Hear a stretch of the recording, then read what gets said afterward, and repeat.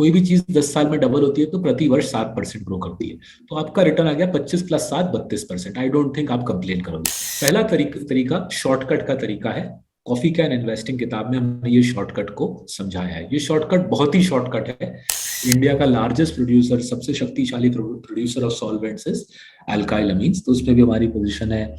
हम ऐसे स्टॉक्स में फोकस कर रहे हैं जहां पे गाड़ी मोटा मोटी 25% के रफ्तार से धंधे की कैश फ्लो ग्रो करती है। बिकॉज कंपनी की कैश फ्लो 25 से बढ़ती है, आपकी वेल्थ, मेरी वेल्थ, प्रमोटर जी की वेल्थ 25% से बढ़ती है। इंडिया में जो रहने का फायदा है, राइट, ये यूनिक इंडिया में फायदा है। हमारा देश विशाल है और गरीब है। ये कॉम्बिनेशन निवेशक के लिए बहुत ही पावरफुल है, बहुत ही पॉजिटिव है।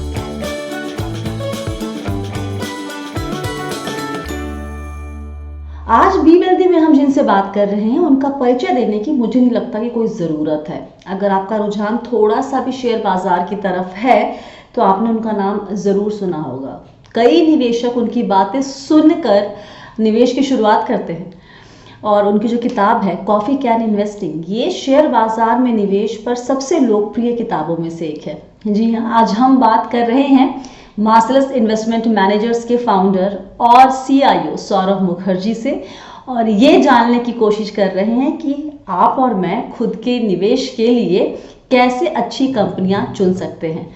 तो वक्त ज़ाया नहीं करते हैं, सीधे चलते हैं सौरभ जी के पास। और जाने के पहले ये सही वक्त है चैनल सब्सक्राइब करने का। सबसे पहला सवाल सौरभ, आपकी जो किताब है कॉफी कैन इन्वेस्टिंग, उसमें 2 सवाल का जिक्र किया है आपने। What stock should I buy and how long should I hold the stocks I bought. Second part से शुरुआत करते हैं। इक्विटी में पैसा सब कहते हैं कि लंबे वक्त में बनता है, ये लंबा वक्त कितना लंबा होना चाहिए? तो देखिए, इस सवाल को हम डेटा के बेसिस पे जवाब दे सकते हैं और थोड़ा थ्योरेटिकली भी दे सकते हैं। तो पहले डेटा वाला जवाब एड्रेस कर लेते हैं। जो हमने कॉफी कैन इन्वेस्टिंग में दिखलाया है कि हिंदुस्तान में आप किसी भी इक्विटी में निवेश करें, आप स्टॉक खरीदें, खुद खरीदें, म्यूचुअल फंड खरीदें, निफ्टी का इंडेक्स ट्रैकर खरीदे, किसी भी प्रकार का इक्विटी इन्वेस्टिंग अगर हिंदुस्तान में करे, अगर आपको अच्छी कमाई चाहिए तो कम से कम 3 साल होल्डिंग पीरियड होनी चाहिए। कम से कम 3 साल होल्डिंग पीरियड होनी चाहिए। अगर आप 10 साल होल्ड करें तो आपको सबसे ज्यादा फायदा होगा। लेकिन 3 साल से कम अगर आप होल्डिंग पीरियड रखते हो तो आपके लिए जोखिम ज्यादा है, रिवॉर्ड कम है। ठीक है, तो ये डेटा के बेसिस पे हमने जवाब दिया और कॉफी कैन इन्वेस्टिंग में ये पूरा चार्ट वगैरह करके दिखा दिया है।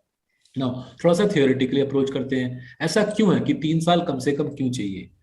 किसी भी स्टॉक को अगर आप होल्ड करते हो, आपको 2 प्रकार की दिशा से पैसा बनाने का चांस मिलता है। पहला है कंपनी का मुनाफा बढ़ रहा है, उसकी अर्निंग्स बढ़ रही है, राइट। मानिए अच्छी कंपनी है तो साल पे साल 20-25% मुनाफा बढ़ रहा है। और दूसरा है कि पी मल्टीपल उसकी ऊपर भी जा सकती है, नीचे भी जा सकती है। ठीक है, पी मल्टीपल का दिशा समझना हमारे बस की बात नहीं है। कोई अगर ऊपर वाले के साथ किसी ने हॉटलाइन बनाई है, वो ही समझ सकता है। तो पी मल्टीपल के में एक वॉलेटिलिटी रहती है, वो नाचता है, अर्निंग्स ऊपर जाती है। अगर आप 3 साल का टाइम दे तो अर्निंग्स का जो प्रभाव है, मुनाफे का जो प्रभाव है, वो पी मल्टीपल के नाचने को ओवरशैडो कर सकती है। शायद 1 साल में हो जाए, 1 साल में शायद आप खूब कमा लो, लेकिन अगर आप 3 साल का टाइम देते हो तो बहुत हाई प्रोबेबिलिटी है कि आप अच्छा कमाओगे, क्योंकि जो अर्निंग्स की ग्रोथ है, मुनाफे में जो ग्रोथ है, वो पी मल्टीपल के नाचने को काबू कर लेगा। 3 से 5 साल का पर्याप्त पर्याप्त टाइम है, अच्छे पैसे बन सकते हैं। 3 से 5 साल अगर कोई दे, वो बहुत इंडिया में अच्छा कमाएगा। मेरा जो तजुर्बा रहा है हिंदुस्तान में, 99% तो मैं जो लोग जिनको जानता हूँ, this include professional fund managers, वो 3 से 5 साल देने में उनको डिफिकल्टी होती है। टिपिकल इंडियन निवेशक जिनसे मैं मिलता हूँ, इंक्लूडिंग प्रोफेशनल फंड मैनेजर्स, वो हर 1.5-2 साल अपने पोर्टफोलियो को घुमाते रहते हैं और इसलिए कमाई उनके लिए मुश्किल हो जाती है। लेकिन सिर्फ लंबा वक्त पैसा नहीं बनाएगा, उसके लिए सही सिलेक्शन भी जरूरी है स्टॉक्स का, राइट सौरभ? बिल्कुल जी। तो सही सिलेक्शन की बात जो आती है, जो हमारे डायमंड्स इन द डस्ट में जो हमने एक ढांचा दिया है, सही सिलेक्शन के तीन तीन पहलू हैं। पहला है कि प्रमोटर की अकाउंटिंग साफ होनी चाहिए, राइट। ब्रॉडली लोग गवर्नेंस बोलते हैं, बट अगर हम बहुत नैरो नजरिए से देखें, कंपनी के अकाउंट्स में कोई खोट नहीं होनी चाहिए, कंपनी से पैसे निकालने की कोई यहाँ पे गुंजाइश नहीं होनी चाहिए, राइट। पहला पहला ढांचा है। मेरा इंडिया में एक्सपीरियंस रहा है कि 60-70% कंपनी यही पिक्चर से बाहर हो जाते हैं। दूसरी चीज है कि प्रमोटर को नॉट जस्ट साफ सुथरा होना चाहिए, उसको एक कैपिटल एलोकेशन की, बिजनेस को चलाने की एक समझ होनी चाहिए, राइट। कैपिटल एलोकेशन मतलब कंपनी का जो मुनाफा बनता है उसको प्रमोटर को री इन्वेस्ट करना पड़ता है, धंधे में वापस उड़ेलना पड़ता है। वो जो प्रक्रिया है री इन्वेस्टमेंट की, कैपिटल एलोकेशन की, प्रमोटर को समझदारी से अपने कंपनी में फिर से पैसा लगाना चाहिए। ये वाला जो सेकंड लेयर है, यहाँ पे of the remaining 40% of promoters, यहाँ पे 3/4 यहाँ पे वो खरे निकलते हैं। सिर्फ 1/4 ऑफ 40%, मतलब कि बैरली 10% ऑफ इंडियन प्रमोटर्स सफाई से काम करते हैं और कैपिटल एलोकेशन अच्छी करते हैं। अब जो तीसरा जो पहलू है अच्छे इन्वेस्टिंग का, एंड दिस अप्लाइज, अब हम सिर्फ 10% ऑफ इंडियन प्रमोटर्स पे फोकस कर रहे हैं। फाइनल बिट है कि प्रमोटर को एक बैरियर टू एंट्री बनानी चाहिए, ऐसी एक कंपनी खड़ी करनी चाहिए कि दूसरा कॉम्पिटिटर इस कंपनी के साथ मुकाबला करना ना कर पाए। अगर करे भी तो डिसएडवांटेज पे करे, कमजोरी का मुकाबला करे। और जिस कंपनी में आप और हमने निवेश किया है, प्रमोटर नॉट ओनली साफ सुथरा हो, नॉट ओनली कैपिटल एलोकेशन अच्छी करता हो, बट वो प्रमोटर बाहुबली जैसा फ्रैंचाइज बनाए, जबरदस्त फ्रैंचाइज बनाए और अपने कंपटीशन को बिल्कुल तोड़ डाले, राइट। सो इंग्लिश में हम बोलते हैं clean, rational and dominant. Hindi में हमने चेष्टा की है सब साफ सफाई का प्रमोटर, अकाउंट साफ होने चाहिए, कैपिटल एलोकेशन समझदारी से होने चाहिए और बाहुबली प्रकार फ्रैंचाइज होनी चाहिए। लेकिन 5,000 से ज्यादा कंपनियां हमारे पास है। एक रिटेल निवेशक खुद से अगर चाहता है निवेश करना सौरभ, तो वो आपने 3 पैरामीटर्स बता दिया, लेकिन इसको वो चेक कैसे करेगा? क्योंकि आपकी किताब में ही लिखा था, जब हम सत्यम के बारे में आपने केस स्टडी दिया हुआ है, या फिर आप कॉक्स एंड किंग्स के बारे में बात करते हैं, तो वो सब कंपनियां काफी वक्त तक थी बाजार में। ऐसा नहीं था कि वो 1 साल या 2 साल में निकल गई। और शुरुआत के 2-3-4 साल में आपने कोई दिक्कत ऐसी दिखती नहीं है रिटेल निवेशक के लिहाज से। हम तो टीवी देखते हैं या पढ़ते हैं, वहां उनके बारे में आमतौर पे अच्छी बुरी बातें दोनों रहती हैं, लेकिन कोई ऐसी बातें नजर में नहीं आती हैं जो मुझे कहे कि ओके फाइन, यहाँ पर सिग्नल मिल रहा है, यहाँ से थोड़ा सा अलर्ट होने की जरूरत है। ये बहुत ही ग्रेजुअली होता है। तो वैसे में 5,000 कंपनियों में एक ऐसी कंपनियां अपना पोर्टफोलियो क्रिएट करना, is it a very difficult task for retail investor? हाँ जी। तो पहली चीज मैं कहूंगा कि ये मीडिया में स्टॉक का जिक्र सुनने के बाद या सोशल मीडिया में किसी से टिप पाने के बाद स्टॉक खरीदना, वो मेरे ख्याल से काफी खतरनाक चीज है। बहुत ही हाई प्रोबेबिलिटी है कि आपका पैसा आपके हाथ से निकल जाएगा। 2 अलग अलग तरकीबें मैं देता हूं जिससे कि रिटेल निवेशक अपनी पोर्टफोलियो बनाने की चेष्टा कर सकता है। ठीक है। पहला तरीका शॉर्टकट का तरीका है। कॉफी कैन इन्वेस्टिंग किताब में हमने ये शॉर्टकट को समझाया है। ये शॉर्टकट बहुत ही शॉर्टकट है, तो इसलिए अगर आप पैसा लगाएं और अगर आपका नहीं बने तो मेरे पीछे भागते हुए मत आइएगा। मैं ये इसलिए समझा रहा हूँ शॉर्टकट, जिससे, क्योंकि अगर आपको बिल्कुल ही टाइम नहीं है और समझ नहीं है इक्विटीज की, ये एक सिंपल सा तरीका जो हमने कॉफी कैन इन्वेस्टिंग में समझाया है। वो क्या तरीका है? तरीका ऐसा है, लास्ट 10 साल की जो फाइनेंशियल हिस्ट्री है उस पर गौर करें और ऐसे कंपनीज में निवेश करें जो 2 टेस्ट पास कर सके। पहला टेस्ट है कि कंपनी की रेवेन्यू ग्रोथ हर साल डबल डिजिट पे आए, और दूसरा टेस्ट है कि कंपनी की रिटर्न ऑन कैपिटल एम्प्लॉयड हर साल 15% से ज्यादा आए, राइट। तो ये बहुत शॉर्टकट का मेथड, लेकिन बहुत इफेक्टिव रहा है। कॉफी कैन इन्वेस्टिंग में हमने करीबन 20 साल का डेटा दिया है कि ये कैसा ये सिंपल सा टेस्ट निफ्टी को या सेंसेक्स को हर साल बीट करता है। 2 टेस्ट हैं। 10 में से 10 साल आपकी रेवेन्यू ग्रोथ डबल डिजिट आनी चाहिए, और 10 में से 10 साल आपकी return on capital employed cost 15% के ऊपर आनी चाहिए, राइट। ये बहुत सुपर शॉर्टकट का मेथड है। ठीक है। थोड़ा सा मेहनत वाले मेथड पे आते हैं, जो कि हमारे लेटेस्ट किताब डायमंड्स इन द डस्ट में दिया हुआ है। जैसे मैंने समझा रहा था, डायमंड्स इन द डस्ट और मार्सलस के जो तरीका है इन्वेस्टमेंट का, उसमें हम 3 चीज देखते हैं। पहला कि अकाउंट सफाई का हो, दूसरा की कैपिटल एलोकेशन समझदारी से की गई हो, और तीसरा की बाहुबली समान फ्रैंचाइज हो। ये तीनों चीजें आप थोड़ा थोड़ा शॉर्टकट में कर सकते हो, तीनों चीजों को। तो पहला चीज हम अकाउंट्स में आते हैं। आइडियली आप लास्ट 3 साल का अकाउंट पढ़ना चाहिए आपको, लेकिन अगर आपके पास टाइम नहीं है तो लास्ट 1 साल का अकाउंट पढ़िए। जब आप 1 साल का अकाउंट्स पढ़ेंगे, आप 3 चीजों पे प्लीज नजर रखिए। पहला कि आप कैश फ्लो स्टेटमेंट में जाइए। किसी भी एनुअल रिपोर्ट में कैश फ्लो स्टेटमेंट होती है, वहां पे देखिए बिजनेस की ऑपरेटिंग कैश फ्लो और इन्वेस्टिंग कैश फ्लो, अगर ये दोनों नंबर आप जोड़ दो, वो नंबर ग्रेटर देन जीरो आता है नहीं। अगर ऑपरेटिंग और investing cash flow greater than zero आ रही है, उसका मतलब कंपनी एक्चुअली पैसा बना रहा है, राइट। 90% ऑफ बिजनेसेस इंडिया में पैसा नहीं बनाते। मोस्ट फेमस बिजनेसेस जो जिनके बारे में आप और मैं जानते हैं, वो एक्चुअली पैसा नहीं बनाते, राइट। तो पहला काम आपका है एनुअल रिपोर्ट खोल के देखिए, कैश फ्लो स्टेटमेंट में ऑपरेटिंग कैश फ्लो और इन्वेस्टिंग कैश फ्लो अगर दोनों ऐड कर ले, वो नंबर ग्रेटर देन जीरो आता है नहीं। दूसरा काम एनुअल रिपोर्ट में आपका है देखना कि रिलेटेड पार्टी ट्रांजैक्शन हो रहे हैं नहीं, मतलब कि प्रमोटर अपने भाई बंधु अपने रिश्तेदारों के साथ लिस्टेड एंटिटी का खरीदना बेचना कर रहा है नहीं। अगर वो कर रहा है तो भाग जाइए, क्योंकि आपका फिर पैसा डूबने का चांस हाई है। अगर ऑपरेटिंग कैश फ्लो जीरो से कम है, operating plus investing cash flow जोड़ के जीरो से कम है, तो भाग जाइए। और तीसरा अकाउंटिंग टेस्ट बहुत सिंपल अकाउंटिंग टेस्ट है, कंपनी का बोर्ड ऑफ डायरेक्टर्स का लिस्टिंग दिया रहता है, किसी भी एनुअल रिपोर्ट में समझाया रहता है कि इस कंपनी के बोर्ड ऑफ डायरेक्टर्स कौन है। अगर बोर्ड ऑफ डायरेक्टर्स में भरे हुए हैं प्रमोटर के फ्रेंड्स और फैमिली, तो फिर वो तीसरा भागने वाला सिग्नल हो गया, ठीक है। तो ये एक शॉर्टकट से अगर आपको अकाउंटिंग समझनी है, मैंने आपको तीन तीन चीजें दे दी फोकस करने के लिए। ये quick and dirty guide to accounting कहते हैं उसको। दूसरी चीज आते हैं हम कैपिटल एलोकेशन के मुद्दे पे। अगर आपको समझना है कि प्रमोटर को कैपिटल एलोकेशन आता है या नहीं, सबसे सरल टेस्ट, कंपनी की रिटर्न ऑन कैपिटल 15% के ऊपर आती है या नहीं लास्ट 10 साल में, राइट। अगेन आप देखोगे मोस्ट इंडियन प्रमोटर की बस की बात नहीं है रिटर्न ऑन कैपिटल 15% लाना। अगर आप वो 15% पे रिटर्न ऑन कैपिटल ला नहीं पा रहा, मेरी सलाह होगी कंपनी से आप दूर रहिए।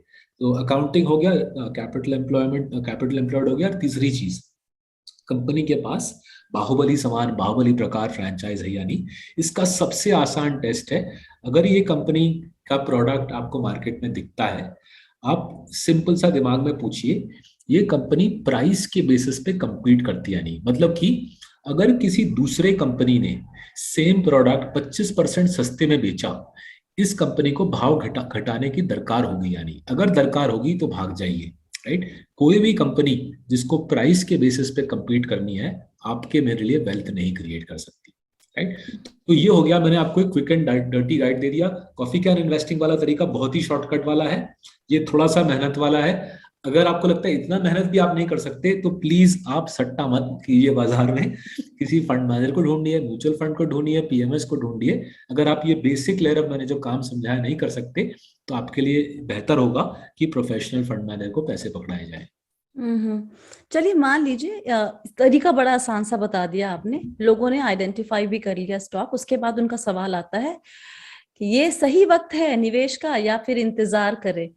तो ये सही वक्त होता है कुछ निवेश का, या फिर आपके हिसाब से कि एंट्री प्राइस पॉइंट कोई मायने नहीं रखती निवेशक के लिए? देखिए, ये टाइमिंग वाला जो हिस्सा है, सिलसिला है, ये सबसे बेकार चीज है निवेश के क्षेत्र में, राइट। पूरी जिंदगी रह जाती है, राइट। काफी लोगों को सिर्फ निवेश के क्षेत्र में, दूसरे इलाके में भी लोगों की सारी जिंदगी निकल जाती है, मौका वो गेज नहीं कर पाते। लेकिन निवेश में तो ये बहुत ही जबरदस्त धक्का है कि निवेश का टाइमिंग की इंतजार करें। फॉरगेट स्टॉक स्पेसिफिक, मेरा इंडिया में रहते हुए 13 साल हो गया, मैंने देखा है बड़े बड़े फंड मैनेजर को मार्केट की भी हवा तक नहीं रहती, स्टॉक का तो छोड़ दीजिए, राइट। सो आपको याद होगा, हाल ही की बात कर रहा हूँ, मार्च 2020 की बात कर रहा हूँ, कोविड का जो प्रहार था पूरे फुल क्राई पे था। सारे इंडिया के दिग्गज इकोनॉमिस्ट, दिग्गज फंड मैनेजर बोल रहे थे ये घुस जाएगा, वो बर्बाद हो जाएगा, सब खत्म हो जाएगा। हुआ क्या, वही बेस्ट टाइम था मार्केट में कूदने का। किसी ने कूदा क्या, I think barring a few of us crazy people, I don't think कोई और घुसा। बाकी सबने तो निर्णय ले लिया कि इंडिया तो बर्बाद है, इकोनॉमी पिट चुकी है। सो मार्केट पे भी घुसना मुश्किल है टाइमिंग के बेसिस पे।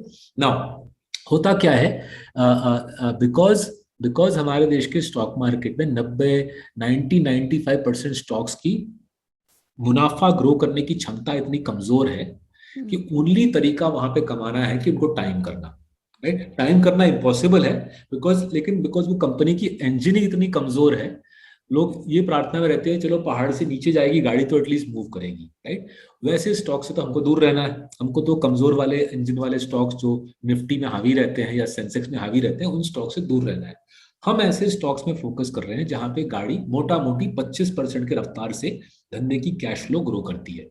अगर धंधे की कैश फ्लो 25% से ग्रो करती है, मानिए 10 साल में पी मल्टीपल डबल हो गई, तो आपका रिटर्न आएगा 25% कैश फ्लो के ग्रोथ से 7%। कोई भी चीज 10 साल में डबल होती है तो प्रति वर्ष 7% ग्रो करती है। तो आपका रिटर्न आ गया 25 + 7 32%। आई डोंट थिंक आप कंप्लेन करोगे। लेकिन अब उल्टा सिचुएशन सोचिए कि पी मल्टीपल 10 साल में आधी हो गई। मानिए कुछ ग्लोबल वार्मिंग हो गया, कुछ पॉलिटिकल सेटबैक हो गया किसी का, मानिए उस स्टॉक की पी मल्टीपल 10 साल में आधी हो गई। उसका मतलब आपका रिटर्न रहेगा 25 कंपनी के कैश फ्लो ग्रोथ से -7, बिकॉज पी आधी हो गई, आप फिर भी 18% कमाओगे। आपकी जिंदगी बदल जाएगी 18% रिटर्न से। सो अगर आप अच्छे स्टॉक्स पे फोकस करते हो, जिस प्रकार की स्टॉक्स की मैं बात कर रहा हूँ, जिस प्रकार की स्टॉक्स का जिक्र डायमंड्स इन द डस्ट में है, आपका कंपनी ग्रो करेगा 25 से। अगर पी मल्टीपल आपके विपक्ष में गया, फिर भी आप हाई टीन्स 18-19 का रिटर्न लेके निकलोगे। आपकी जिंदगी बदलने वाली कंपाउंडिंग चालू हो जाएगी। आपने जितने भी स्टॉक्स के नाम लिए, मैं आपके जब इंटरव्यू सुन रही थी, तैयारी कर रही थी, तो वो स्टॉक प्राइसेस मैं चेक कर रही थी। एक छोटू जो निवेशक जो होता है ना, जो एक मिडिल क्लास फैमिली का, जिसकी सैलरी बहुत ज्यादा नहीं होती है, but he wants to make quick money, he wants to create wealth, वो स्टॉक उसको बहुत ही महंगे लगते हैं, 2000, 2500, 5000 वाले स्टॉक। वो क्या करे फिर? देखिए, पहली चीज तो वो निवेश के क्षेत्र में हो या किसी लाइफ के दूसरे क्षेत्र में, किताब लिखने के हो, किसी भी प्रोफेशन हो, शॉर्टकट से तो कुछ होने नहीं वाला। तो अगर आपको धनाधन फटाफट कुछ चाहिए तो निवेश में तो आपका मुश्किल है। एंड ये जो एक प्रयास रहती है कि निवेश को लॉटरी की तरह सोचे, वो प्रयास बहुत खतरनाक है। एंड बिकॉज काफी लोग ऐसा सोचते हैं, पूरी ब्रोकरेज कम्युनिटी बैठी हुई है आपको अपने पैसे से दूर करने के लिए, बिकॉज आप लॉटरी खेलने के लिए उतर रहे हो। तो मेंटल माइंडसेट ये बहुत ही डेंजरस है आपके लिए कि आपको फटाफट करना है, लॉटरी खेलनी है। तो वो आप कर सकते हो, आपका पैसा है, आपकी माइंडसेट है, बट आपके लिए ये घातक साबित हो सकता है, आपके पैसे के लिए घातक साबित हो सकता है। जो इंडिया में जो रहने का फायदा है, राइट, ये यूनिक इंडिया में फायदा है, हमारा देश विशाल है और गरीब है। ये कॉम्बिनेशन निवेशक के लिए बहुत ही पावरफुल है, बहुत ही पॉजिटिव है, राइट। बांग्लादेश भी गरीब है लेकिन बांग्लादेश विशाल नहीं है। यूएस विशाल है लेकिन यूएस गरीब नहीं है ना। इंडिया का विशाल होने का और गरीब होने का, दोनों चीजें एक साथ होने का आपको मेरे को एक बहुत बड़ा फायदा है। वो क्या फायदा है?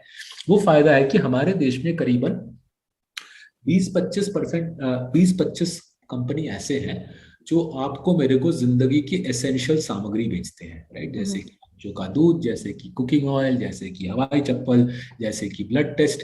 ये कंपनीज जो हमारे आपको लाइफ के एसेंशियल्स बेचते हैं, इनकी रिटर्न ऑन कैपिटल हिंदुस्तान में आती है 40-45% ऑन एवरेज, राइट। कुछ की ज्यादा आती है, कुछ की थोड़ी कम आती है, एवरेज पे 40-45 रिटर्न ऑन कैपिटल आती है। 40-45% रिटर्न ऑन कैपिटल आना मतलब बहुत बड़ी चीज है। दुनिया में बड़े से बड़े company, Facebook, Apple, Netflix, Google 20% लाते हैं तो उनकी शाबाशी होती है, उनकी किताब लिखी जाती है। लोग रियलाइज नहीं करते हमारे देश में जो कंपनीज का प्रोडक्ट हम लेके जीते हैं, मरते हैं, वो कंपनीज 40-45% कमाती है। इसका मतलब क्या हुआ? इसका मतलब यह हुआ कि ये कंपनीज हर साल इनका जो सरप्लस कैश फ्लो रहता है, वो रहता है return on capital 40-45, cost of capital 15, तो सरप्लस रहता है करीबन 30%, राइट। इस 30% में से प्रोमोटर जी करीबन 1/3 डिविडेंड लेते हैं। डिविडेंड से प्रोमोटर जी की लाइफस्टाइल फाइनेंस होती है। 2/3 मतलब 2/3 ऑफ 30%, 20% धंधा पैसा धंधे में वापस डाला जाता है। तो अगर आप अनयूजुअल बिलियनर्स पढ़े, आप देखोगे एशियन पेंट्स हो या एस्ट्रल पॉली हो, टाइटन हो या पीडलाइट हो, डिवीज लैब हो या नेस्ले हो, कंपनी हर साल कैपिटल एम्प्लॉयड, कंपनी के फैक्ट्री की साइज, उसके प्रोडक्ट की साइज हर साल 20% से बढ़ती है। बिकॉज कंपनी में पैसा जो कैपिटल जो लगाया गया प्रमोटर के द्वारा, वो 20% से बढ़ती रहती है। कंपनी की कैश फ्लो 25 से बढ़ती है। बिकॉज कंपनी की कैश फ्लो 25 से बढ़ती है, आपकी वेल्थ, मेरी वेल्थ, प्रमोटर जी की वेल्थ 25% से बढ़ती है। वो लास्ट 3 साल हो, लास्ट 5 साल हो, लास्ट 10 साल हो, फर्क नहीं पड़ता, 25 से ये गाड़ी मोटा मोटी आगे बढ़ती है। तो अगर आपको कमाना है लाइफ में और थोड़ी सी आप में पेशेंस है, ये 25% की गाड़ी आपकी बन सकती है। स्टॉक्स के नाम हमारे किताबों के अंदर हैं। अगर आपको किताब नहीं लेनी, सस्ते में करना, हमारे वेबसाइट में सारे स्टॉक्स के नाम दे दिए हैं, इससे ज्यादा तो कर नहीं सकते। उसके बाद भी किसी को शॉर्टकट मारना है तो भैया उसके लिए हम ज्यादा कुछ कर नहीं सकते। आपके इसी चीज पे एक बात पे एक सवाल है, किसी ने पूछा था कि आप फ्री में क्यों सब कुछ बता देते हैं कि आप कौन से स्टॉक में आपका निवेश है। अच्छा, तो कुछ कुछ ऐसी बात है, वॉरेन बफेट जी से कुछ हद तक हम प्रभावित रहे हैं। तो हम्म जैसे कि सबको पता होगा, वॉरेन बफेट जी के ऊपर कुछ 40-45 किताबें हैं। हम्म राइट, और बार्कशायर हैथवे के एनुअल रिपोर्ट में तो पता ही चल जाता है उन्होंने किस किस चीज में निवेश किया है। हम्म लेकिन ये सब इंफॉर्मेशन 50 साल से बांटने के बावजूद फिर भी एक ही वॉरेन बफेट है। राइट। जी तो जो हमको उनसे सीख मिली कि अपनी सीख बांटने से, अपने स्टॉक्स के नाम बांटने से हम गरीब नहीं बन जाते, हम्म इससे हम और आगे अमीर बनेंगे। राइट। और इसकी वजह है एक, राइट, बिकॉज हम ऐसे कंपनीज के बारे में बात कर रहे हैं जिनमें जिनकी बिजनेस हर साल 25% से ग्रो कर रही है, जिनका फ्री कैश फ्लो 25% से ग्रो कर रहा है। हम्म मैं इन्वेस्ट करूं, स्वाति जी इन्वेस्ट करे, पूरे हम्म पूरा गांव इन्वेस्ट करे, उससे मेरा कोई नुकसान नहीं हो रहा। ऑलरेडी हमारी इन्वेस्टमेंट है, थोड़ा वो शेयर प्राइस शायद बढ़ेगा, हम्म लेकिन आप लोग इन्वेस्ट करो, आप भी आगे बढ़ो, एक स्टॉक मार्केट में एक पॉजिटिव माहौल बनेगा। जी इससे क्या हुआ, जो कंपनी गलत चीज करती है, राइट, चोरी करती है, बैड कैपिटल एलोकेशन, उनको धीरे धीरे मार्केट के साइड में कर दिया जाएगा, मेरे ख्याल से हम्म निकाल ही दिया जाएगा। वो मार्केट के साइड में हो जाएंगे। हमारे प्रकार की कंपनी, अनयूजुअल बिलियनर्स प्रकार की company, diamond in the dust प्रकार की कंपनी, ये आगे आ जाएंगे। और इंडिया का मार्केट का क्वालिटी, पूरे देश में कैपिटल एलोकेशन का क्वालिटी, बिजनेस का माहौल इंप्रूव होगा। राइट। तो मैं इसका और एक अलग सा उदाहरण देता हूँ। सो मैं काफी बड़ा विराट कोहली का फैन हूँ। 15 साल से उनके मैचेस देखे हैं, उनके वीडियोस देखे हैं, किताबें पढ़ी हैं। मेरे को पता है विराट कोहली मोटा मोटी क्या करते हैं। राइट। मैं हम्म स्कूल में खिलाड़ी था। लेकिन अगर आप मेरे लिए एक फिटनेस ट्रेनर हायर कर दोगे, क्रिकेट कोच हायर कर दोगे, किसी भी हालत में विराट कोहली की तरह मैं खेल नहीं सकता। राइट। क्यों नहीं खेल सकता? बिकॉज विराट कोहली 35 ईयर से उनकी ट्रेनिंग है, उनकी पूरी मेंटल, माइंडसेट, फिजिकल बॉडी की टोनिंग, उनकी ब्रेन की ट्यूनिंग हम्म एक ग्रेट क्रिकेटर बनने में है। हम्म हमारी वो नहीं है। तो हम समझ सकते हैं विराट कोहली क्या कर रहे हैं, बट हमारे लिए विराट कोहली जैसा खेलना असंभव है। तो कुछ वैसा ही निवेश के क्षेत्र में है। हम समझा सकते हैं हम क्या कर रहे हैं हमारे किताबों से, ऐसे इंटरव्यूज में। आपके लिए करना थोड़ा सा मुश्किल रहेगा, क्योंकि काफी सारा जो मैं आपको समझा रहा हूँ ये एक्चुअली साइकोलॉजिकल है। जैसे कि हम्म जनवरी, फरवरी, मार्च 2020 जब मार्केट टूट रहा था, राइट, लोगों को लग रहा है कि दुनिया खत्म हो रही है, हमको वैसा कुछ, हमारे मार्शलर्स के टीम में हमको वैसा कुछ फीलिंग नहीं हो रहा था। हमको लग रहा था लोग फालतू में टेंशन ले रहे हैं, ये खरीदने का बड़ा मौका है, और डरने का तो बिल्कुल मौका ही नहीं है। बिकॉज पूरा सेटिंग जो हो रहा है एक जबरदस्त इकोनॉमिक रिकवरी का हो रहा था ना। क्यों हो रहा था? बिकॉज हमारी 20 साल से ट्रेनिंग है ऐसे सिचुएशंस को आराम से ठंडे दिमाग से डील करना, और कुछ डर का महसूस ना करना। तो हम्म विराट कोहली की जो स्किल सेट है हम नहीं पा सकते, although we understand what he is doing. And कुछ हद तक हमारी जो स्किल सेट है दूसरे लोगों के लिए पाना मुश्किल है, although they will understand exactly what we are doing. Hmm वापस आते हैं स्टॉक सिलेक्शन पे। आपने जो क्राइटेरियाज बताए थे कि क्लीन मैनेजमेंट हो, प्रमोटर ने दिखाया हो कि वो पैसे निवेश करना जानते हैं, कंपनी ने दमदार फ्रेंचाइज बनाया हो, अपने कॉम्पिटिटर्स को खत्म किया हो। अभी जितनी भी कंपनियां आ रही हैं, बीते एक साल की बात करें हम, आपको भी पता है आईपीओ किस तरीके से आए हैं पिछले साल में। अ, उस पूरे लिस्ट में से कुछ कंपनियां हैं जो आपके इन पैरामीटर्स पर खरी उतरती हैं, आपको लगता है कि उनमें पोटेंशियल है? तो देखिए, एक चीज जो हमको काफी अजीब सी लगती है, लोगों का ये आईपीओ के साथ इतना उत्तेजना क्यों रहता है, थोड़ी समझ नहीं आती। हाँ, बेस्ट आई कैन अंडरस्टैंड है, जैसे नई पिक्चर आती है हॉल में, सब जन भागते हैं कि नई पिक्चर आई। एक्चुअली में तो कोविड के माहौल में वो भी नहीं होता, बट हम्म प्री कोविड के जमाने की बात कर रहा हूँ, जब नई पिक्चर आती थी लोगों को लगता था यही देखनी है। राइट। आई वुड से देखिए, शोले तो 76 में आई, आपको पता है शोले अच्छी है, राइट, या डीडीएलजे अच्छी है, तो वैसा पिक्चर देखिए, नहीं जी ये नई आई है यही देखनी है। तो कुछ वैसा ही माहौल एक आईपीओ के आसपास बैठा है। उससे क्या होता है, प्रोबेबिलिटी काफी हाई रहती है कि अगर आप आईपीओ के पीछे भागो, आपकी स्कोप फॉर डिसअपॉइंटमेंट काफी भारी रहेगी। दूसरी चीज क्या है, आप इंडियन स्टॉक मार्केट को टोटलिटी में देखें अगर, out of every 100 stocks बेयरली 10 stocks आपको पैसा बना के देगी। बड़ा पैसा भी नहीं, जस्ट पैसा, मोटा मोटी कुछ पैसा बना के 100 में से 10 स्टॉक, मतलब 1 आउट ऑफ 10 स्टॉक्स आपके लिए पैसा बना के देगी। तो हम्म आईपीओ के साथ भी यही रेशियो मोटा मोटी अप्लाई करता है। राइट। तो लेट 90s का आईपीओ क्रेज देखे, या 2006 से 2011 का पावर एंड इंफ्रास्ट्रक्चर क्रेज देखे, या करंट क्रेज देखे, out of every 10 stocks coming to the market, 9 में तो कुछ मजा नहीं आने वाला, 1 में आने वाला है। तो उनमें से कुछ स्टॉक्स पे हम रिसर्च कर रहे हैं, कुछ स्टॉक्स हमको पसंद आ रहे हैं। अब 1 आउट ऑफ 10 स्टॉक्स पसंद आ रहे हैं, इतने सारे आईपीओज हुए हैं, जाहिर है 2-3 स्टॉक्स मार्सेलस के पोर्टफोलियो में आएंगे। अभी उस पर रिसर्च जारी है, थोड़ा टाइम लगता है, तो इसलिए एक बार हम पोजीशन बना ले तो बिल्कुल अपने न्यूज लेटर्स में, अपने वेबसाइट में सारी घोषणाएं करना शुरू कर देंगे। और उनके लिए फिल्टर वही है जो बाकी कंपनियों के लिए भी है? सेम है। पहला क्लीन अकाउंटिंग देखना है, फिर प्रमोटर का ability to reinvest capital, जैसे आपने समझाया, प्रमोटर का एबिलिटी टू निवेश देखना है, और तीसरा फ्रैंचाइज का दम देखना है, दमदार फ्रैंचाइज यानी, ये 3 चीजें देखनी है। ओके आपने एक इंटरव्यू में बताया था कि आपके जो सेक्टर जिस पे आपकी नजर रहेगी, आपको देखना है high quality lenders, IT services and speciality chemicals. ये तीनों ही क्यों? तो देखिए, कुछ हद तक बिकॉज मीडिया में ऐसे सवाल करते हैं सेक्टर स्पेसिफिक, तो लोगों को समझाने के लिए ऐसे सेक्टर्स के नाम देते हैं जहाँ पे हमारा जो ढांचा है वो काफी इजीली दिखता है। सो जस्ट टू क्लैरिफाई, दूसरे सेक्टर में भी पैसे बनेंगे, ऐसी बात नहीं है कि सिर्फ इन्हीं में पैसे बनेंगे और कहीं नहीं बनेंगे। बट जब हम ये 3 सेक्टर की बात करते हैं, किस लिए करते हैं, पहला अगर हम देखते हैं लेंडर्स की बात कर रहे हैं, लेंडर्स में देखिए एक बहुत पॉजिटिव सा सिचुएशन बन गया है अच्छे लेंडर्स के लिए। पीएसयू बैंक्स की जो बैलेंस शीट है वो धीरे धीरे बिखर चुकी है, राइट, लास्ट 20 साल की बात कर रहा हूँ, धीरे धीरे बिखर चुकी है। तो पीएसयू बैंक्स का ये हर साल की कहानी है कि PSU bank market share lose करेगा, उसके बैलेंस शीट में दम नहीं है, उनके पास अच्छे स्टाफ को भाड़ा करने की क्षमता नहीं है, टेक्नोलॉजी में अच्छे प्रकार से निवेश करने की एबिलिटी नहीं है। तो अच्छा private sector lender, remember PSU bank के बाद 7% मार्केट शेयर है, तो मार्केट शेयर लॉस चलता रहेगा, अच्छे प्राइवेट सेक्टर लेंडर को फायदा रहेगा। साथ ही साथ दूसरी चीज जो है, प्राइवेट सेक्टर लेंडिंग की बात अगर हम बात करें, काफी सारे प्राइवेट सेक्टर लेंडर ने घोटाला किया अपने अकाउंट्स में, राइट, वो हमको हमारे फोरेंसिक में दिख रहा है। सो जो अच्छा प्राइवेट सेक्टर लेंडर है, जिसके अकाउंट साफ सुथरे हैं, प्रमोटर समझदार है, वो बहुत ही पावरफुल पोजीशन में आज हिंदुस्तान में। Not only powerful position relative to कमजोर PSU bank, but powerful position relative to naughty private sector, right. Private sector में जो नॉटी प्रमोटर है वो धीरे धीरे बिखर जा रहे हैं, राइट।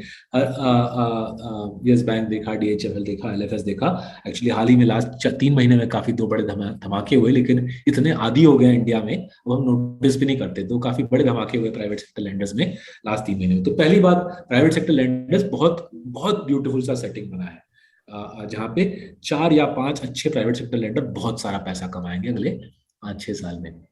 दूसरे आते हैं आईटी सर्विसेज में। सो जैसे कि आप और मैं बात कर रहे हैं ये जूम पे, राइट, पूरी दुनिया आज बच्चों की पढ़ाई, खाना पीना, सब कुछ की बुकिंग, सब कुछ ही ऑनलाइन हो गया। तो इससे क्या हुआ है, दुनिया के जितने भी बड़े कंपनियां हैं, हिंदुस्तान में हो या वेस्ट में हो, सबको अपना का पूरा धंधा डिजिटाइज करना है, राइट। एंड अगर आपको इतने भारी पैमाने में डिजिटल काम करवाना है, दुनिया में एक ही देश है जहां पे इतना सारा हो सकता है, बस एक ही देश है, वो है हिंदुस्तान। तो इंडिया के जो चोटी के आईटी सर्विसेज कंपनीज है, उनको भर भर के काम मिल रहा है, और अगला 3-4 साल मिलता रहेगा। जब तक ये डिजिटाइजेशन की प्रक्रिया खत्म नहीं होती, इंडिया के बड़े आईटी सर्विसेज कंपनीज को दमदार काम मिलेगा। लेकिन प्रॉब्लम क्या है, उतने टेक्नोलॉजिस्ट, उतने कोडर्स मार्केट में नहीं है। तो इससे क्या हो रहा है, सिर्फ 2 या 3 बाहुबली प्रकार कंपनी, जिनकी ट्रेनिंग सिस्टम्स अच्छी है, जिनकी रिक्रूटमेंट सिस्टम्स अच्छी है, जो अपने स्टाफ को खुश रख सकते हैं, उनके पास ही स्टाफ है। बाकी जो बड़े बड़े आईटी सर्विसेज कंपनी है, उनको लोग मिलने में बहुत दिक्कत हो रही है। काफी बड़े आईटी सर्विसेज कंपनीज ने ऑलरेडी घोषणा कर दी है कि लोग नहीं मिल रहे और काम नहीं ले सकते। कुछ और कंपनीज ने घोषणा की है 10,000 रुपए देंगे, इंटरव्यू के लिए ऑफिस आ जाओ, राइट। तो कोई अगर सुन रहा है, तो अगर आपको 10,000 रुपए तुरंत कमाने हैं, बेंगलुरु के आईटी सर्विसेज कंपनीज के ऑफिस में जाइए, 10,000 रुपए प्राप्त कीजिए, राइट। मेरे को पता नहीं वो इंटरव्यू आपको सच में करवाते हैं नहीं, बट 10,000 रुपए की प्रॉमिस है। एनीवे, सीरियस पॉइंट तो रहती है कि काम बहुत है आईटी सर्विसेज में, टैलेंट पाना मुश्किल हो गया है। इसलिए जो चोटी के आईटी सर्विसेज कंपनीज है, जैसे हमारे पोर्टफोलियो में टीसीएस है, उनके लिए अगला 3-4-5 साल बहुत लाभदायक रहेगा। तीसरी बात आते हैं स्पेशलिटी केमिकल्स में। यहाँ पे एक दिलचस्प चीज हुई है, अगर आप इंडिया में नोटिस करो, एफएमसीजी में बहुत सारी कंपटीशन है, फार्मा में बहुत सारी कंपटीशन है, राइट। यहाँ पे बहुत सारे हजारों के तादाद में कंपनीज है एफएमसीजी और फार्मा में। लेकिन जो बैक एंड है, जो रॉ मटेरियल सप्लाई करते हैं एफएमसीजी को, राइट, वो क्रीम्स और लोशंस का सरफैक्टेंट हो, बिस्किट्स और केक्स का एमल्सिफायर हो। फार्मा में अगर देखें एपीआईज के अंदर जो सॉल्वेंट जाते हैं, जिन कटोरियों में फार्मा बनाई जाती है, वो पूरी की पूरी जो बैक एंड इंडस्ट्री है, वहां पे हर एक सेगमेंट में एक या दो मोनोपोलिस्ट बैठे हुए हैं, राइट। इसकी एक वजह है, वो वजह थोड़ी लंबी है तो उसमें आज मैं घुसूंगा नहीं मुद्दे में, बट ये सेटअप आपके मेरे लिए बहुत लाभदायक है, क्योंकि एफएमसीजी का डिमांड और फार्मा का डिमांड वो तो बरकरार रहेगा, गिवन है, दवाई सबको चाहिए, खाने पीने की सामग्री सबको चाहिए, क्रीम लोशन शैम्पू सबको चाहिए। तो ये जो प्रोडक्ट है, ये डिमांड तगड़ा है, बैक एंड में हर एक चीज के बैक एंड में एक या दो बाहुबली पूरा उस ढांचे को डोमिनेट कर रहे हैं। तो हमने मार्शल में क्या किया, एक के बाद एक वो बैक एंड के प्लेयर्स को खरीदते गए हैं और वो सिलसिला अभी भी जारी है। तो हमारे ख्याल से अगले 5, 6, 7 साल में इस सेटअप में बहुत पैसा बनेगा। स्पेशलिटी केमिकल्स बेसिकली स्पेसिफिक नीश के बाहुबली। और इन तीनों सेक्टर्स में कुछ नाम आप जिक्र करना चाहेंगे क्या सौरभ? देखिए, करते हैं, ये सारे हमारे पोर्टफोलियो के नाम हैं, तो अगर आप कोई सुन रहा है इन नाम को, अगर आपको लेना है प्लीज अपना काम कीजिए, खरीदने के बाद सोशल मीडिया में आके चूचा ना कीजिएगा, राइट। तो शुरू करते हैं लेंडर से। तो हमारे पोर्टफोलियो में HDFC बैंक है, कोटक बैंक है, बजाज फाइनेंस है, आवास फाइनेंसियर्स हैं। ये सारे हमारा जो क्राइटेरिया है, अच्छे अकाउंट्स, सेंसिबल इन्वेस्टमेंट, प्रमोटर ने अच्छा जजमेंट दिखाया है कैसे री इन्वेस्ट किया है सरप्लस कैपिटल को, और अच्छा बैरियर टू एंट्री बनाया गया है। Bajaj finance for example in consumer durables financing, मतलब TV, washing machine, TV, fridge वगैरह में बजाज फाइनेंस में कुछ 80% मार्केट शेयर है। और बिकॉज इस प्रकार से बजाज फाइनेंस ने अपना डेटा एनालिटिक्स बनाया है, किसी दूसरे के लिए कम्पीट करना कंज्यूमर ड्यूरेबल्स में संभव नहीं रहा है हिंदुस्तान में। तो ये थी लेंडिंग की बात। आईटी सर्विसेज में टीसीएस है। टीसीएस दुनिया का सबसे बड़ा ट्रेनिंग और रीट्रेनिंग प्रोग्राम, करीबन साल में 2 लाख से 2.5 लाख लोगों को टीसीएस ट्रेन या रीट्रेन करता है। दुनिया में कोई दूसरी कंपनी इस प्रकार का मैसिव ट्रेनिंग रीट्रेनिंग प्रोग्राम नहीं चलाती। इसका नतीजा क्या है, टीसीएस का अट्रिशन रेट, मतलब कितने लोग छोड़ के जाते हैं, 10% पे सबसे लो है। टीसीएस की एंट्री लेवल सैलरी सबसे लो है, लेकिन अट्रिशन रेट फिर भी सबसे लो है, बिकॉज टीसीएस सैलरीज बहुत मोटे नहीं बांटता, उसकी ऑपरेटिंग मार्जिन सबसे ज्यादा है। इसके बावजूद उसको टैलेंट मिलने में और रिटेन करने में दिक्कत नहीं होती, इसलिए भर भर के जो काम आ रहा है 15% से डॉलर टर्म्स में धंधा ग्रो कर रहा है टॉप लाइन, और फ्री कैश फ्लो 25% से ग्रो किया जाता है साल पे साल, और हम बैठ के कमाते रहते हैं। छोटे आईटी कंपनीज में एल&टी टेक्नोलॉजी सर्विसेज लिया है, कुछ इसी प्रकार की कॉम्पिटिटिव एडवांटेज है। एल&टी टेक्नोलॉजी सर्विसेज थोड़ी स्पेशलाइज्ड है। L&T technology service engineering R&D करती है विदेशी कंपनी, जैसे बोइंग के लिए, बोइंग के प्लेन्स के अंदर जो भी एंटरटेनमेंट की सिस्टम है वो एल&टी के R&D इंजीनियर्स बनाते हैं। इस इंडस्ट्री में भी काम बहुत है, काम की कोई कमी नहीं है। इंजीनियरिंग R&D सर्विसेज में भर भर के काम आ रहा है। चैलेंज है टैलेंट को उठा के लाना है इंजीनियरिंग स्कूल से, क्योंकि आज के डेट में इंजीनियरिंग स्कूल वाले क्या करना चाहते हैं, सबको फंड मैनेजर बनना है या VC चालू करना है, राइट। तो एल&टी ने एल&टी टेक्नोलॉजी सर्विसेज ने जो बहुत बढ़िया काम किया है कि अपने इंडिया के इंजीनियरिंग कॉलेजेस के सेटअप में बहुत अच्छा ब्रांड बनाया है, स्कॉलरशिप्स बांटे हैं, टैलेंट हंट कॉम्पिटिशन्स करते हैं फर्स्ट ईयर के बच्चों के साथ ही। तो जब तक बंदा या बंदी ग्रेजुएट करते हैं एज एन इंजीनियर, वो एल&टी टेक्नोलॉजी सर्विसेज को अहमियत देते हैं, उसको ज्वाइन करने के लिए तैयार होते हैं। दूसरे इंजीनियरिंग सर्विसेज कंपनीज के लिए ये टैलेंट को उठाना बहुत मुश्किल हो गया है। अब आते हैं स्पेशलिटी केमिकल्स में। यहाँ पे जैसे मैं बोल रहा था, हर एक वर्टिकल में एक एक लीडर बन रहा है। सो हमारे पोर्टफोलियो में GMM फॉडलर है, जो सेरामिक रिएक्टर्स बनाते हैं। सेरामिक रिएक्टर्स हुआ बेसिकली इस कॉफी कप का एक जायंट वर्जन जिसके अंदर दवाई बनती है, राइट। एलिफैटिक अमीन्स में एल्काइल अमीन्स है। एलिफैटिक अमीन्स मतलब जब आप सिरप लेते हो, सिरप एक सॉल्वेंट है, मतलब सॉल्वेंट मतलब जैसे कि जब आप नींबू पानी लेते हो, फॉर लेमन, फॉर चीनी एंड फॉर सॉल्ट, पानी सॉल्वेंट बन गया, वैसे आपके सिरप के लिए एक सॉल्वेंट होता है। Aliphatic amines is the main solvent. India का लार्जेस्ट प्रोड्यूसर, सबसे शक्तिशाली producer of solvents is alkyl amines, तो उसमें भी हमारी पोजीशन है। जब आप बिस्किट या केक खाते हो, उसके अंदर इमल्सिफायर है जो उस बिस्किट को पकड़ के रखता है। इंडिया का सबसे largest producer, dominant producer of emulsifier is fine Organics, वो भी हमारे पोर्टफोलियो में है। बट जैसे मैंने बोला, अगर आपको ये स्टॉक्स लेने हैं, प्लीज अपना काम कीजिए, अपना रिसर्च कीजिए, जस्ट हमारे बोलने से स्टॉक मत लीजिए जाके। ओके, ये बताएं, स्टॉक पिकिंग से अलग जाते हैं और कॉफी कैन इन्वेस्टिंग में आपने फाइनेंशियल प्लानिंग की भी बात की है और आपने एग्जाम्पल देके, 2 केस स्टडी देके बताया है कि क्यों जरूरी है। वहां पर डाइवर्सिफिकेशन की जब बात आती है, पहली बात तो ये कि क्यों जरूरी है, वाकई जरूरी है डाइवर्सिफाई करना। पहली बात ये, आप खुद अपना पोर्टफोलियो कैसे डाइवर्सिफाई करते हैं सौरभ? तो पहली बात मैं करूंगा, जो इंडिया में जो हिस्टोरिकल जो प्रक्रिया रही है, राइट, हमारे माँ बाप के जनरेशन से और हमारे जनरेशन में भी काफी लोगों को मैं देखता हूँ, हम्म। एक एक एक साइकोसिस सा रहा है, राइट। आप सोचिए, हमारा देश 60s के दशक में, 70 के दशक में, 80s के दशक में, इवन अर्ली 90s काफी ट्रॉमा रहा, राइट, काफी ट्रॉमा रहा। अगर मैं अपने माँ बाप की बात करूँ ना, अर्ली 1970s में उन्होंने वेस्ट बंगाल में नक्सलाइट क्राइसिस का सामना किया, फिर 76 में इमरजेंसी हो गया, जिस साल में पैदा हुआ तुरंत इमरजेंसी हो गया, राइट। फिर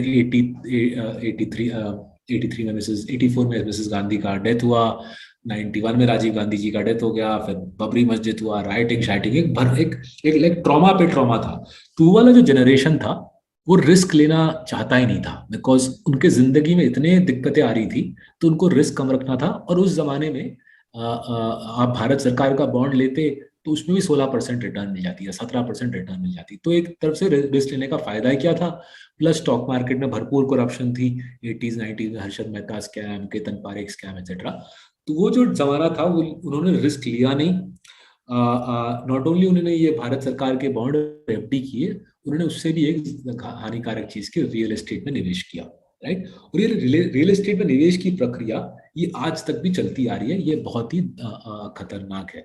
so RBI, Bharat reserve bank of India ने बार बार लास्ट 4 साल में डेटा छापा है जी। कि 95% ऑफ हिंदुस्तानी फैमिलीज की वेल्थ रियल एस्टेट और गोल्ड में है। अगर आप इन दोनों चीजों में निवेश करोगे, आपका डबल डिजिट कंपाउंडिंग आना नामुमकिन है, राइट। आपके और मेरे लिए इन्फ्लेशन ही 6-7% है, तो अगर आपको इन्फ्लेशन को बीट करना है तो कम से कम 9-10% तो जस्ट इन्फ्लेशन बीटिंग के लिए। सो मोस्ट इंडियन फैमिलीज की सबसे घातक जो गलती होती है कि जिंदगी की मोटा मोटी मेजोरिटी कमाई, राइट, मेजोरिटी में अंडरस्टेटमेंट बोल रहा हूँ, टिपिकली 90% कमाई वो रियल एस्टेट और ये फिक्स डिपॉजिट्स या बॉन्ड्स या गोल्ड में लगा देते हैं, और कंपाउंडिंग कंपाउंडिंग का सिलसिला खत्म ही हो जाता है।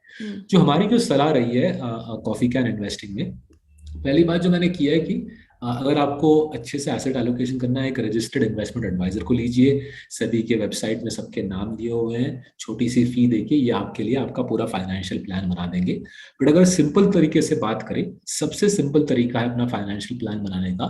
मानिए आपके पास 100 रुपए है, 100 रुपए में से उतना पैसा आप सेट असाइड कर लीजिए जितना आपको लगेगा अगर 3-4 साल रेनी डे रहा आपके लिए, अगर आपकी जिंदगी में दिक्कतें आई, आपकी कमाई बंद हो गई, आपको अपने लाइफस्टाइल को फाइनेंस करने के लिए अगले 4 साल कितना पैसे लगेंगे उसको आप सेट असाइड कर दीजिए। मानिए कि हर साल आपका स्टैंडर्ड ऑफ लिविंग 5 रुपए पे चलता है, तो 5 4 are 20, 100 के 20 रुपए आप साइड में रख दीजिए, आपके पास रह गए 80 रुपए। उस 80 का मोटा मोटी 2/3 आप लगाइए लार्ज कैप्स में, 1/3 आप लगाइए स्मॉल कैप्स में, राइट। लार्ज कैप में लगाने का सबसे आसान तरीका है इंडेक्स फंड्स में निवेश कीजिए, राइट। ईटीएफ्स में निवेश कीजिए, बहुत ही आसान तरीका है, किसी को खास फी बांटने की जरूरत नहीं है, आप निफ्टी के प्रकार कंपाउंडिंग करोगे। अगर आपको ऐसा ट्रैकर फंड में निवेश नहीं करना तो कोई अच्छा लार्ज कैप म्यूचुअल फंड चुनिए। एंड स्मॉल कैप्स में इंडिया में काफी अच्छे एक्चुअली म्यूचुअल फंड्स हैं, स्मॉल कैप एक अच्छा म्यूचुअल फंड फाइनेंस लीजिए। तो मेरा जो आपका सिंपल सजेशन रहेगा, 100 में से उतने पैसे सेट असाइड कीजिए जो आपके अगले 4 साल का रेनी डे कॉर्पस है, डिफिकल्टी वाली कॉर्पस।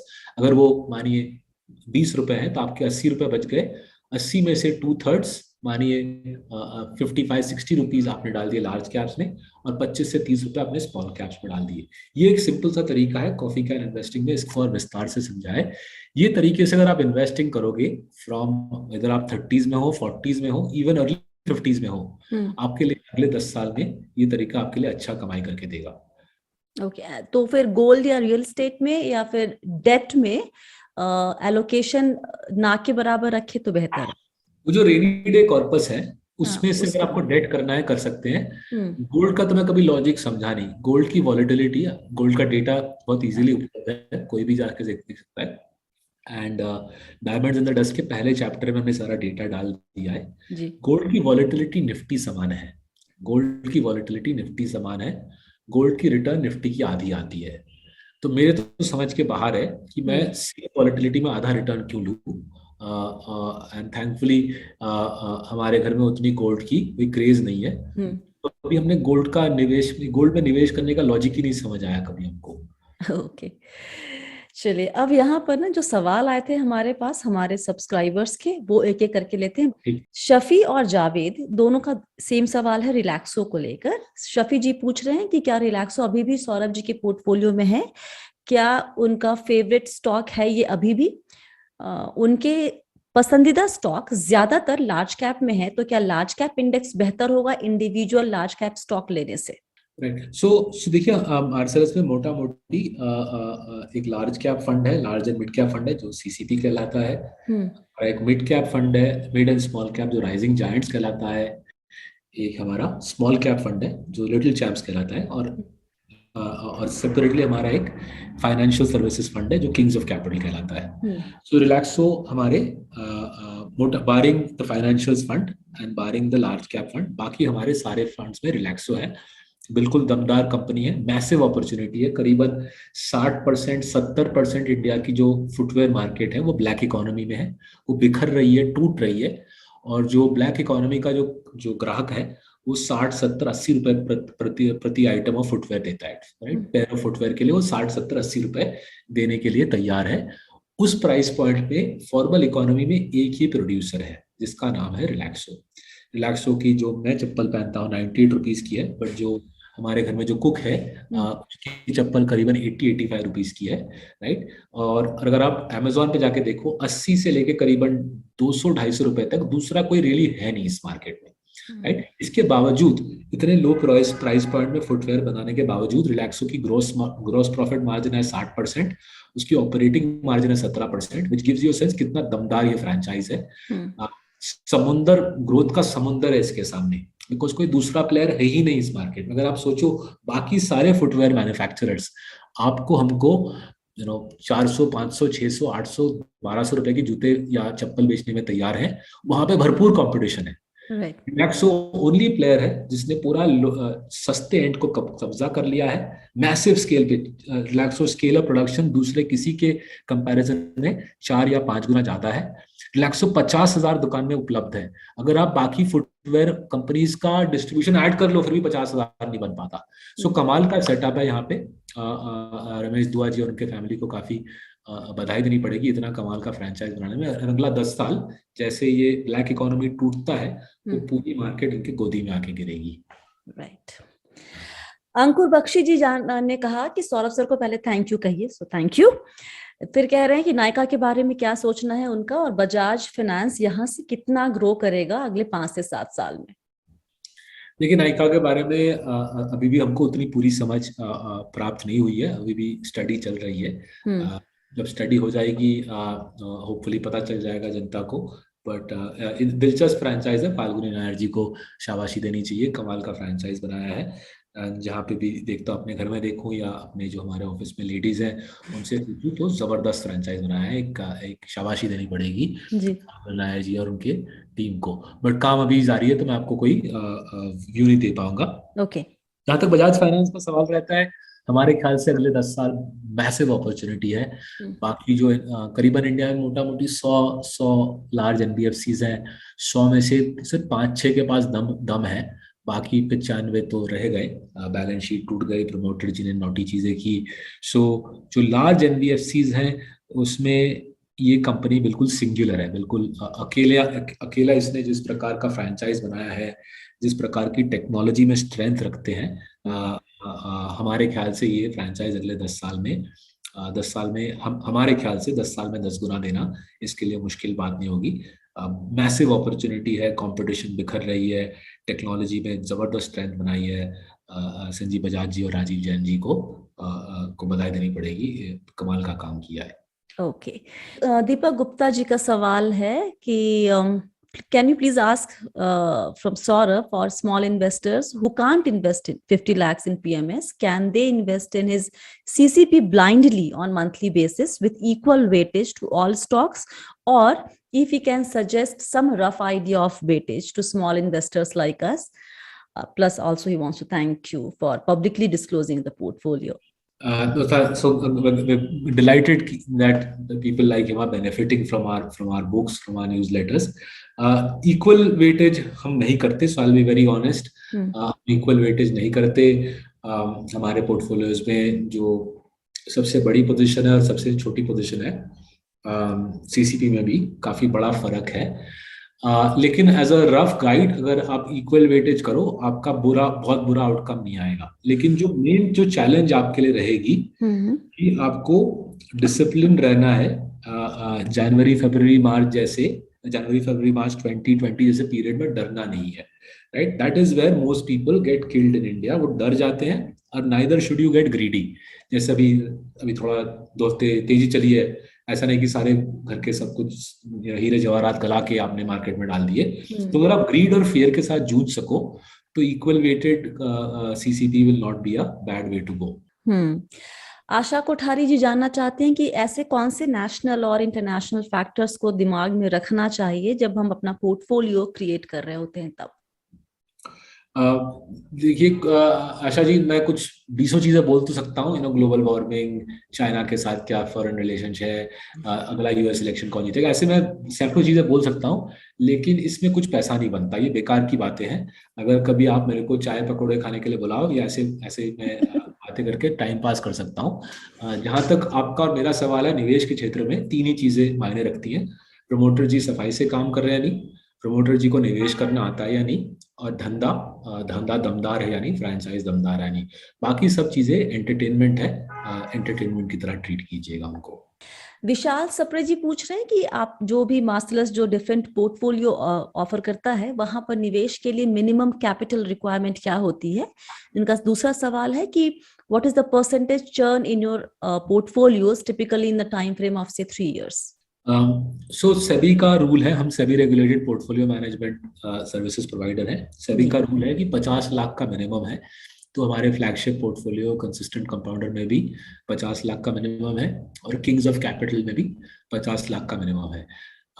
लिटिल चैम्प्स पे हमने 1.5 साल पहले न्यू फंड्स लेना बंद कर दिया है. वहां पे आप नया निवेश नहीं कर सकते. जो एग्जिस्टिंग इन्वेस्टर, उन्हीं की पूंजी आगे बढ़ रही है.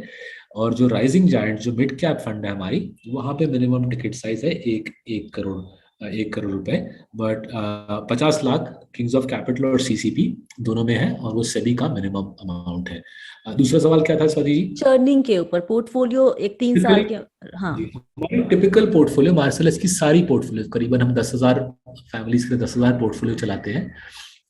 सारे पोर्टफोलियो 13 से 15 स्टॉक होते हैं. टॉप 4 स्टॉक्स में 40% ऑफ वेट होता है. टॉप 10 में मोटा मोटी 70 से 80% वेट होती है, राइट? एंड 13 से 15 स्टॉक होते हैं. टिपिकल ईयर में हम 1 स्टॉक खरीदते हैं. हर एक पोर्टफोलियो में 1 स्टॉक लेते हैं, 1 स्टॉक बेचते हैं. सो टिपिकल ईयर में मानिए 10% चर्न होती है. तो अगर आप 3 साल का ऐड कर लो तो 3 साल में मोटा मोटी 3 या 4 स्टॉक खरीदे जाएंगे, 3 या 4 स्टॉक बेचे जाएंगे. और अशफाक जी पूछ रहे हैं कि कोई प्लान है मार्सेलस का रिटेल इन्वेस्टर, छोटे रिटेल इन्वेस्टर को भी केटर करने का? देखिए, प्लान तो बहुत सारे हैं, बस दिन में 24 घंटे है, तो थोड़ा सा समझने की चेष्टा कर रहे हैं हमारे टीम के अंदर. अभी आपने अच्छा टाइम पे सवाल पूछा. जनवरी में टिपिकली स्ट्रैटेजी और बजटिंग सेशन होता है, तो समझने की चेष्टा कर रहे हैं कि कौन सी चीज पहले करनी चाहिए.